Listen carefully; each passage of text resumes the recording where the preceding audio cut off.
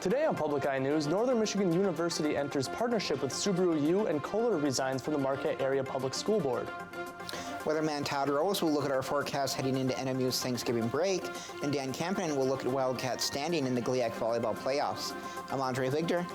And I'm Dylan Rangat. Welcome to Public Eye News.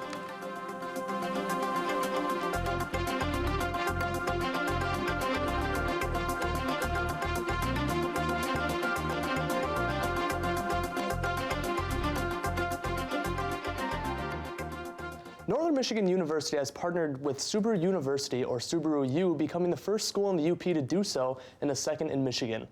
NMU will infuse the corporation's web-based training into its existing two-year automotive service technology curriculum at no extra cost to students, as it will also enhance hands-on learning with the recent addition of 3 vehicle models donated by Subaru of America.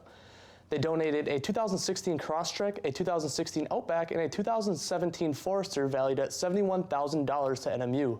Students will graduate with an industry credential that qualifies them to work at any Subaru dealership. For more information on NMU's automotive technology program, visit nmu.edu. Shalia Bunce, a UP native, is already receiving national attention after arranging flowers for only 5 years. The owner of Rock River Farm says the latest edition of Martha Stewart's Weddings and Honeymoons magazine showcases one of her floral arrangements for a wedding she did last summer. Bunce said, quote, "I've been arranging flowers for 5 years and I've been growing for 6 years, and it is my passion and we love it. I just didn't expect to get this international recognition for it this soon, but it feels wonderful," end quote. And Marquette Area Public Schools member Michael Kohler is resigning from the Educational Board, stating work and family commitments as his reasoning. A detective captain with the Marquette Police Department, his term ends in December of 2020, marking the end of his then 10-year term. MAPS says they are looking for passionate and qualified individuals to submit a statement of interest to serve until December 31st of 2018, where an official election will decide the new permanent member. Interested individuals can contact the superintendent's office at MAPS with questions or to submit a resume. And 3 community organizations will soon be holding a benefit to support a local food pantry. The Keweenaw Holiday Hoopla is set for early next month by the Keweenaw Young Professionals. Chamber of Commerce and Economic Development Association has provided $4,000 in donations for the Baraga-Houghton Keweenaw Community Action Food Pantry in the past. The event is open to the community and includes a silent auction to provide $500 career and technical school scholarships. More information can be found at www.keweenaw.org. You had better keep a sharp eye out while driving this Thanksgiving, as AAA projects that more than 1.6 million people from Michigan will be traveling this month over the holiday. AAA says it would be the 8th consecutive year of growth for Thanksgiving travel in Michigan, as it rose 3.5% from last year for people traveling 50 or more miles. 90% of those traveling will be taking a personal vehicle and are expected to see higher gas prices than last year, since Michigan's current average of $2.70 is 67 cents higher than last year's average. Most others will travel by air or train. According to a Thursday morning press release, the parent company of Yonkers plans to close at least 40 company stores in the year 2018. William Tracy, president and CEO of Bon-Ton Stores, Inc., said, quote, "We expect to implement a significant store rationalization program and plan to close at least 40 locations through 2018, end quote. The company said total sales in its third quarter decreased 7.6% to $545.3 million, compared with $589.9 million in the third quarter of 2016. There was no announcement on which stores were closing, as there are currently Yonkers stores in Marquette Township and Marinette, Wisconsin. And after the break, we'll be back with your national and international news. Everybody, how do you do? Well, kids, we were all pretty scared. You're on 24 hours a day. We had each other, and we brought that to the music. It was just a circus. The music wasn't being heard. I always like singing Help because I meant it, it's real. You were normal and the rest of the world was crazy. Coming to Public TV 13, Saturday, November 25th at 8 p.m. And welcome back. In a follow-up to a story we aired yesterday, a famed Da Vinci painting has sold.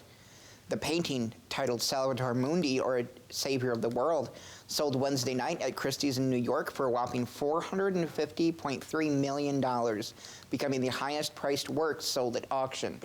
The painting is one of very few remaining works by the famous artist and inventor, and the price comes at a bit of a shock, with the market for old masters paintings dwindling. And the House of Representatives passed their version of a tax reform plan this afternoon, but the Republican dream of tax cuts still has a long way to go before President Trump can sign it into law. Mola Lange has more details from Capitol Hill.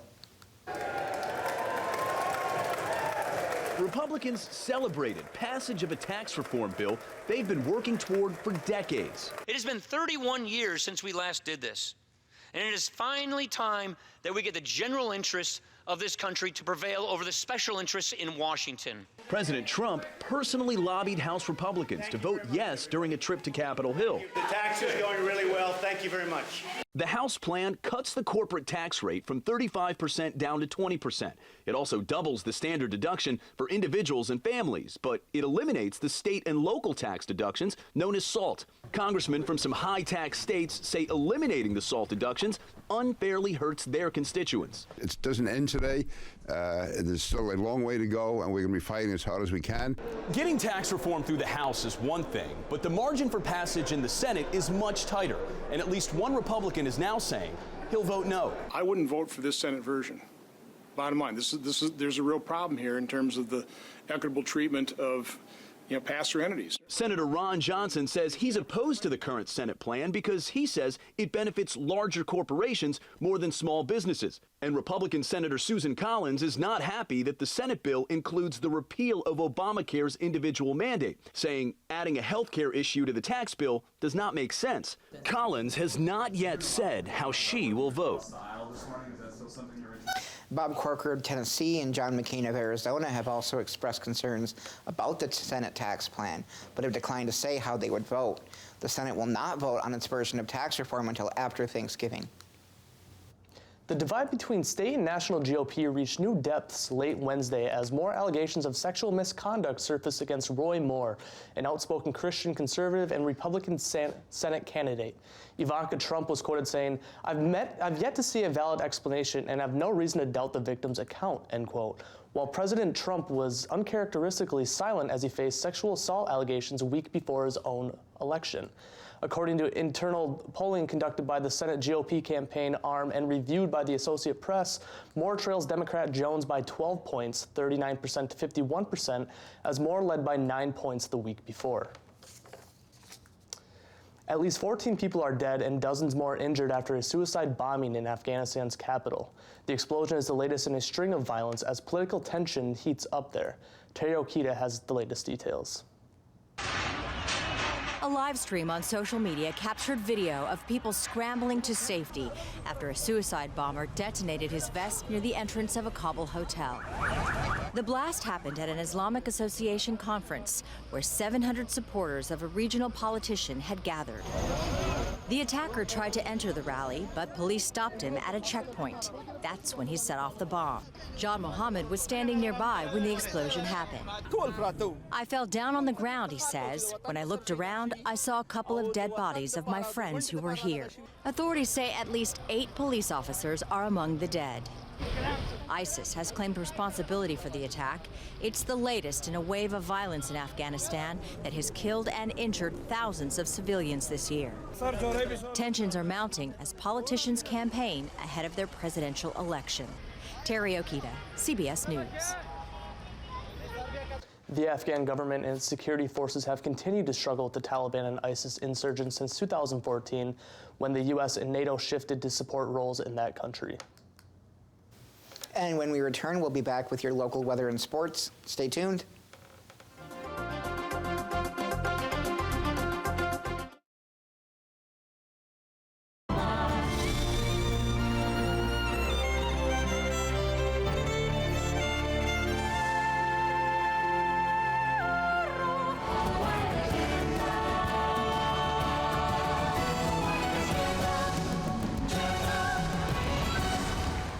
Coming November 26th at 9 p.m. on WNMU Public TV 13. And welcome back to Public Eye News. I'm Todd Rose here to take a look at your weather. As you can see behind me, we do got some dark clouds up in the sky, and we do got some snow on the ground, so all that stuff that melted yesterday doesn't really matter anymore. So looking at our current conditions, we have clouds up in the sky, a temperature 29 degrees, winds north at 10 to 20 miles an hour, and barometric pressure 30.24 inches and rising. Looking at tonight, clouds are going to hang around, low of 26, and winds southeast 10 miles an hour. And moving to tomorrow, we do have some rain and snow moving into the area with a high of 38 degrees, winds south 15 to 25 miles an hour. Taking a look around the Upper Peninsula, the only place we're going to see any sun is over here in Sault Ste. Marie. They're hanging around 32 degrees, 31 down in Manistee, 32 Escanaba, 33 in Menominee. As I said, we got clouds everywhere today, and same thing continues here in Iron Mountain, 29 degrees, 27 in Ironwood, 27 up in Houghton, and back here in Marquette, it's 29 degrees and cloudy. Moving ahead into our weekend, on Saturday we're looking at a high of 37, a low of 22, with some snow in the area. Sunday we got some clouds coming in, high of 27, low of 22. And on Monday, the temperature is going to pick back up to a high of 40, a low of 32, and partly cloudy skies. And Dan, we got some clouds all around today, but sun's shining bright on one of our NMU teams here on campus. Yeah, our NMU volleyball team, their season, it stays alive to play another day. The NMU volleyball team advanced to the GLIAC semifinals with a 3-1 victory over Davenport University last night. The win is their first GLIAC tournament victory since the 2013 season. The second-seeded Wildcats will head to Ferris State University Saturday to take on third-seed Michigan Tech. NMU featured 4 players with double-figure kills, led by redshirt sophomore Sarah Kuhn with 13. Senior Jamie Hoagboom finished the match with 51 assists and added 3 blocks. Junior Autumn Monsma posted 3 aces to lead the team and became the 27th player to reach 100 career aces. The winner between NMU and Tech will take on the winner of Ferris State and Wayne State University for the GLIAC Championship on Sunday. The Associated Press has obtained a letter sent by the NFL to Jerry Jones' attorney accusing the Dallas Cowboys owner of conduct detrimental to the league's best interests over his objections to a contract extension for Commissioner Roger Goodell. The letter accusing Jones of sabotaging the negotiations was sent to David Bowie yesterday. Jones hired Bowie and threatened to sue the NFL if Goodell's contract extension was approved by the compensation committee made up of 6 team owners. It's the latest escalation of a feud between the NFL and one of its most powerful owners. Jones has denied that his objections to the expansion are tied to Goodell's decision to suspend Cowboys star running back Ezekiel Elliott for 6 games over alleged domestic violence. Jones has acknowledged being at odds with the compensation committee chairman, Atlanta Falcons owner Arthur Blank, over the Goodell talks. And it's early, but is Thursday night's game at TD Garden a preview of the NBA Finals? The rebuilt Boston Celtics, who lost Gordon Hayward for the first season in the first quarter of the first game, then lost 2 straight before reeling off 13 straight victories, host the champion Golden State Warriors in an early season spectacular. With the Cleveland Cavaliers struggling, their former number 2 star Kyrie Irving is now leading Boston. The Celtics have emerged as a very real candidate to make it out of the East. In the West, the Warriors have won their 7th straight by an average of 19.8 points. They didn't have Kevin Durant for Game 1, Steph Curry for another, and Draymond Green has also been hurt this season. Curry is officially listed as probable for tonight after practicing on Tuesday. Well, Andre, we got a little bit of excitement going on tonight in the basketball world, and I hear you've got a story that's almost just as exciting. Absolutely. A small town in Connecticut recently decided election results with a literal coin toss. The Journal-Inquirer out of Bolton, Connecticut reported that Republican Michael Aramita kept his seat on the 5-member Board of Selectmen when he tied with Democratic challenger Kim Miller. Both candidates received 718 votes apiece. And from all of us here at Channel 13, we wish you a happy Thanksgiving, and we'll see you back here on Monday, November 27th.